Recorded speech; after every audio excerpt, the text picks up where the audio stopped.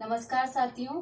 अब अभी तक हमने जो पढ़ा है वर्ण विचार के अंदर संस्कृत की व्युत्पत्ति, व्याकरण शब्द की व्युत्पत्ति, अक्षर, वर्ण, वर्ण भेद, वर्ण के दो भेद माने गए हैं, स्वर और व्यंजन। स्वर के अंदर तीन भेद माने गए हैं, ह्रस्व, दीर्घ स्वर और प्लुत स्वर। अब देखिए हमने जो स्वर और व्यंजन, स्वर और व्यंजन, देखिए अभी तक हमने स्वर के बारे में पढ़ा है। ह्रस्व स्वर जिनको हम क्या कहते हैं, मूल स्वर भी कहते हैं, लघु स्वर भी कहते हैं। इनकी संख्या कितनी मानी गई है? 5 मानी गई है। इनकी संख्या कितनी मानी गई है? 5। ह्रस्व स्वर, मूल स्वर, लघु स्वर, इनकी संख्या 5 मानी गई है माहेश्वरी सूत्रों के अनुसार।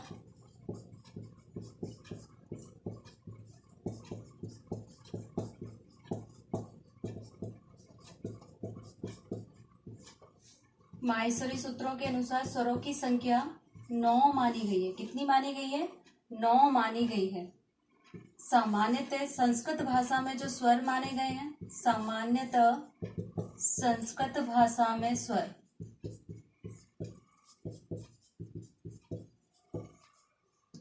स्वर 13 माने गए हैं। और महर्षि पाणिनि के अनुसार, महर्षि पाणिनि के अनुसार, महर्षि पाणिनि के अनुसार स्वरों की संख्या कितनी मानी गई है? 21 या 22। अब देखिए यहां तक हमने कल पढ़ा था। आज हम पढ़ेंगे व्यंजन किसे कहते हैं, व्यंजन के भेद कितने होते हैं, इसके बारे में हम विस्तार से अध्ययन करेंगे। देखिए व्यंजन, व्यंजन किसे कहते हैं। अब देखिए मैंने आपको कल बताया था स्वर किसे कहते हैं। स्वर किसे कहते हैं? स्वर वे कहलाते हैं जिनका उच्चारण करने में किसी भी अन्य दूसरे वर्ण की सहायता नहीं ली जाती। यानी कि स्वर कैसे होते हैं? स्वतंत्र होते हैं। स्वर कैसे होते हैं? स्वतंत्र होते हैं। और कैसे होता है? प्रबल होते हैं। इनके उच्चारण में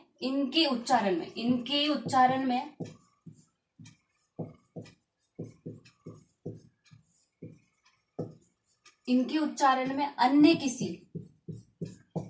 किसी वर्ण की सहायता नहीं ली जाती। देखिए उसी प्रकार से व्यंजन। अब देखिए व्यंजन की परिभाषा के बारे में जानते हैं कि व्यंजन कहते किसे हैं। देखिए व्यंजन वे वर्ण होते हैं, वे वर्ण जिनके उच्चारण में स्वरों की सहायता, वे वर्ण जिनके उच्चारण में स्वरों की सहायता ली जाती है, स्वरों की सहायता ली जाती है, वे वर्ण क्या कहलाते हैं? वे वर्ण व्यंजन वर्ण कहलाते हैं। वे वर्ण व्यंजन वर्ण कहलाते हैं। अब देखिए स्वर तो कैसे होता है? स्वतंत्र होते हैं और प्रबल होते हैं। इनके उच्चारण में अन्य किसी वर्ण की सहायता नहीं ली जाती है। लेकिन व्यंजन क्या होता है? व्यंजन वर्ण कैसे होते हैं? दुर्बल होते हैं। कैसे होते हैं? दुर्बल होते हैं, क्योंकि इनके उच्चारण में स्वरों की सहायता ली जाती है। क्योंकि इनका उच्चारण किनकी सहायता से किया जाता है? स्वरों की सहायता से किया जाता है। जैसे अब देखिए क बोलते हैं, इसमें देखिए क धन अ, इन दोनों से मिलकर बना है। और अ क्या है? स्वर है। अब देखिए कै के उच्चारण में किसकी सहायता ली जा रही है? अ की सहायता ली जा रही है। उसी प्रकार से देखिए ख किससे मिलकर बना है? ख और अ से। इसके उच्चारण में किसकी सहायता ली जा रही है? स्वर की सहायता ली जा रही है। इसलिए क्या है? व्यंजन वर्ण कहे जाते हैं। अब देखिए व्यंजन भेद, व्यंजन भेद। अब देखिए व्यंजन के भेद कितने माने गए हैं संस्कृत भाषा में? व्यंजन के भेद 3 प्रकार के माने गए हैं। कौन कौन से? स्पर्श व्यंजन, स्पर्श व्यंजन, ऊष्म व्यंजन, स्पर्श व्यंजन, अंतस्थ व्यंजन,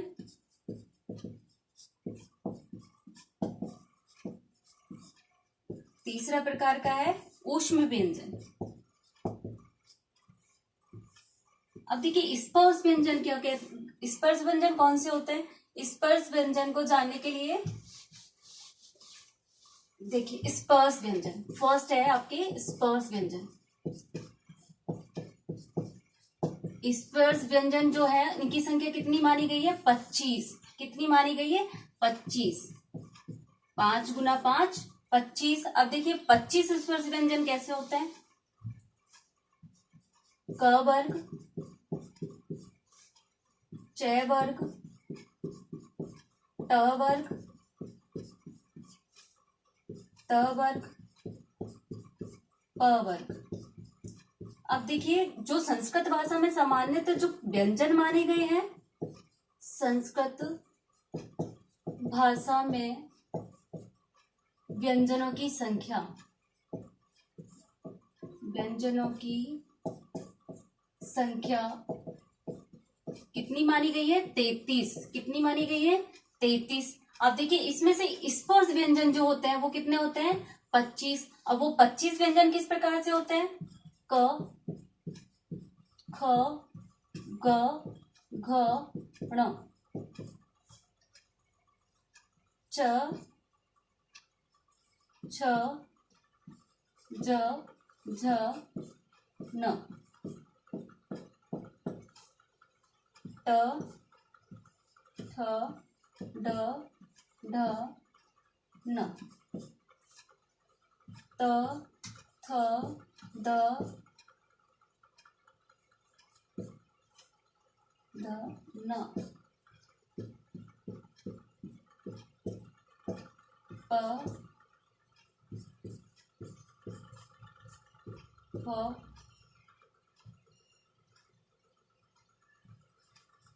म। देखिए 5 इसमें, 5 इसमें, 5 इसमें, 5 इसमें, 5। अब ये टोटल कितने हो गए स्पर्श व्यंजन? 25। अब देखिए अंतस्थ व्यंजन कौन से होते हैं? अंतस्थ व्यंजन, अंतस्थ व्यंजन होते हैं य, र, ल, व। अब देखिए आप कहोगे य, र, ल, व क्यों लिखा है? क्योंकि जो हिंदी वर्णमाला होती है उसमें ये क्रम होता है, लेकिन इसका जो सही क्रम होता है, जो उचित क्रम होता है, वह माहेश्वरी सूत्रों के अनुसार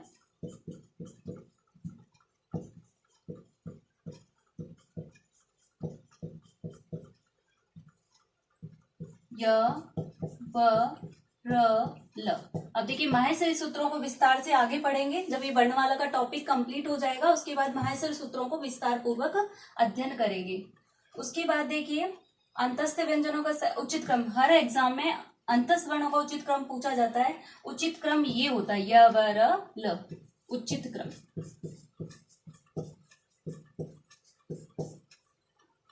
इसके पश्चात देखिए ऊष्म व्यंजन कौन कौन से होते हैं? ऊष्म व्यंजन देखिए ऊष्म व्यंजनों का क्रम होता है स, स, स, ह। अब देखिए ये ऊष्म व्यंजनों का क्रम होता है, लेकिन इनको उच्चारण करने से, उच्चारण जो स्थान आप जब आगे पढ़ोगे तब जानोगे इस स को क्या बोलते हैं, इसको क्या बोलते हैं। सलगम वाले स को क्या बोलते हैं? तालव्य स। कौन सा स बोलते हैं? तालव्य। इसको कौन सा बोलते हैं? मूर्धन्य। इसका उच्चारण स्थान क्या होता है? मूर्धन्य। इसका उच्चारण स्थान क्या होता है? दंतस्य। और इसका कंठ। जब उच्चारण स्थान का टॉपिक आएगा तब जानोगे आप तालव्य क्या होता है, मूर्धन्य क्या होता है, दंतस्य क्या होता है, कंठ क्या होता है। उसके बाद देखिए इनको पढ़ने के साथ साथ इनका उचित क्रम आना चाहिए कि ऊष्म व्यंजनों का उचित क्रम क्या होता है, अंतस्थ व्यंजनों का उचित क्रम क्या होता है, अंतस्थ व्यंजनों का उचित क्रम क्या होता है। अभी बताया था जैसे मैंने आपको य, व, र, ल, ये उचित क्रमों का वो अंतस्थ वर्णों का उचित क्रम होता है। ये आपको उचित क्रम ध्यान रखना है। इसका उचित क्रम क्या होता है ऊष्म व्यंजनों का? श, श, ह। अंतस्थ व्यंजनों का क्या होता है? य, व, र, ल। अब देखिए आपके स्वर हो गए। स्वर कितने होते हैं? स्वर होते हैं, मूल स्वर होते हैं 5। माहेश्वरी सूत्रों के अनुसार स्वरों की संख्या कितनी होती है? 9। सामान्यतः संस्कृत भाषा में स्वर कितने होते हैं? 13। पाणिनि ने कितने स्वर बताए हैं? 21 या 22। 21-22 को भी हमने विस्तार पूर्वक से जाना। उसके बाद देखिए सामान्यतः संस्कृत भाषा में व्यंजनों की संख्या कितनी होती है? 33। इसको हमने अच्छे से पढ़ा। स्पर्श व्यंजन कितने होते हैं? 25। अंतस्थ व्यंजन कितने होते हैं? 4। इनका उचित क्रम भी पढ़ा था। इसमें आते हैं कैसे? मैं तक। इसमें आते हैं आपके य, व, र, ल। ऊष्म व्यंजन कौन से होते हैं आपकी?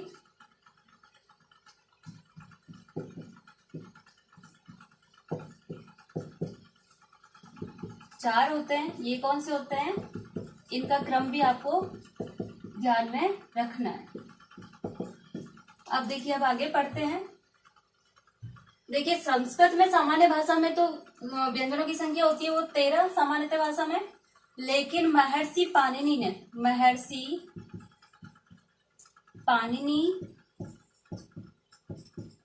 ने व्यंजनों की संख्या कितनी बताई है? व्यंजनों की संख्या महर्षि पाणिनि के अनुसार व्यंजनों की संख्या कितनी होती है? 42। अब वो किस प्रकार से होती है वो देखिए आप।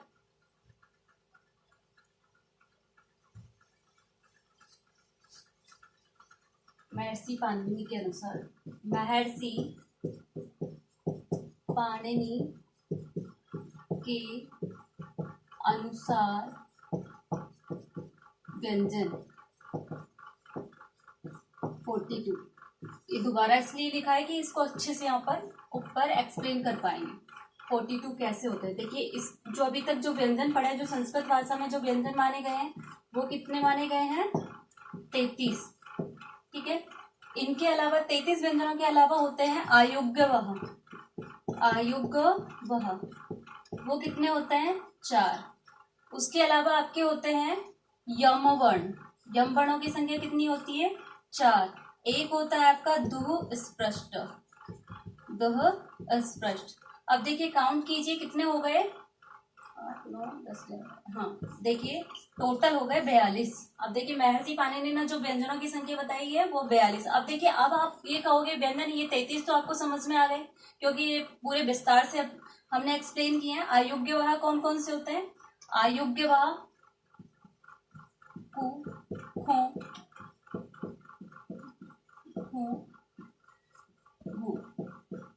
यम वर्ण कौन कौन से होते हैं? एक सेकेंड। यम वर्ण होते हैं और दुस्पृष्ट। इस तरह से जब हम अग्नि मिल है लिखते हैं, अग्नि ही मिल, इस तरीके से लिखा जाता है। इसमें आता है आपका अग्नि में आता है। अग्नि में जो ये द्वितीय जो वर्ण होता है इसको बोलते हैं अपन दुस्पृष्ट। अब देखिए अयोग्यवाह के बारे में अलग से जानते हैं। अयोग्यवाह कौन कौन से होते हैं? अयोग्यवाह के अंदर देखिए अयोग्यवाह कौन कौन से होते हैं? एक होता है आपका इस पर वो विसर्ग अनुस्वार। फर्स्ट होता है अनुस्वार। अयोग्यवाह के अंदर विसर्ग, जीवा मूल्य है,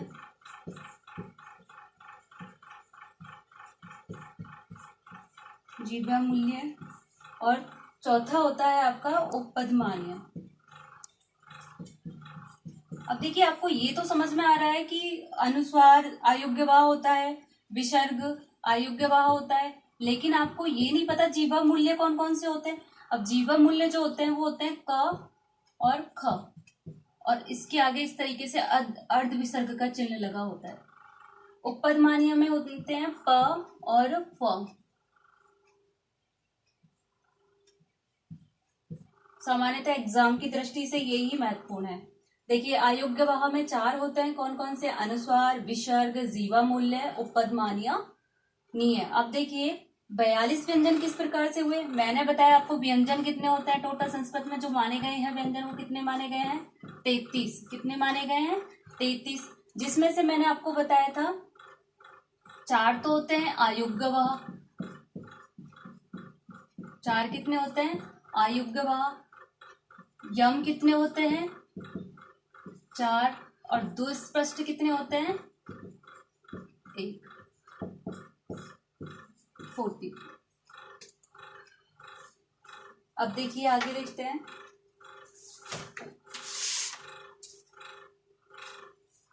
अब महर्षि पाणिनि ने जो स्वरों की संख्या बताई है वो कितनी बताई है? स्वरों की संख्या 21 या 22। अब देखिए 21 और 22 इसको आप जोड़ यहाँ से ऐड कीजिए इसको, तो कितने होते हैं? 63। अगर आप इसको ऐड करोगे तो ये कितने होते हैं? 64। अब देखिए महर्षि पाणिनि के अनुसार जो वर्णों की संख्या बताई गई है वो कितनी बताई गई है? 63 या 64। कितनी बताई गई है महर्षि पाणिनि के अनुसार? महर्षि पाणिनि के अनुसार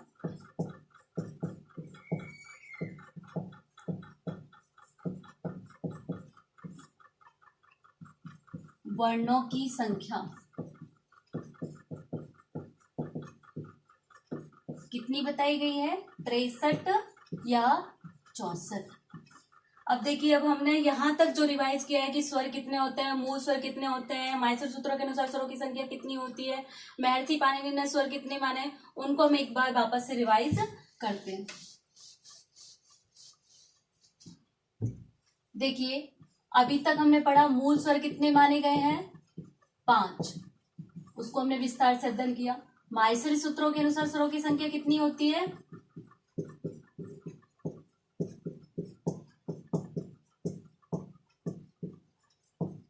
माहेश्वरी सूत्रों के अनुसार स्वरों की संख्या कितनी मानी गई है? 9। सामान्यतः संस्कृत भाषा में स्वर कितने होते हैं? सामान्यतः संस्कृत भाषा में स्वर कितने माने गए हैं? 13। लेकिन महर्षि पाणिनि ने स्वरों की संख्या कितनी मानी है? महर्षि पाणिनि के अनुसार, महर्षि पाणिनि के अनुसार कितने माने गए हैं महर्षि पाणिनि के अनुसार स्वर? 21 या 22। अब देखिए ये बात आती है स्वरों की, किसकी? स्वरों की। अब देखते हैं व्यंजन। सामान्यतः संस्कृत भाषा में व्यंजन कितने होते हैं? सामान्यतः संस्कृत भाषा में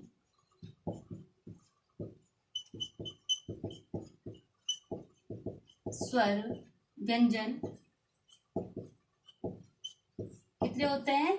33। लेकिन महर्षि पाणिनि ने स्वर व्यंजन कितने माने हैं? महर्षि पाणिनि के अनुसार व्यंजन कितने होते हैं? 42। कितने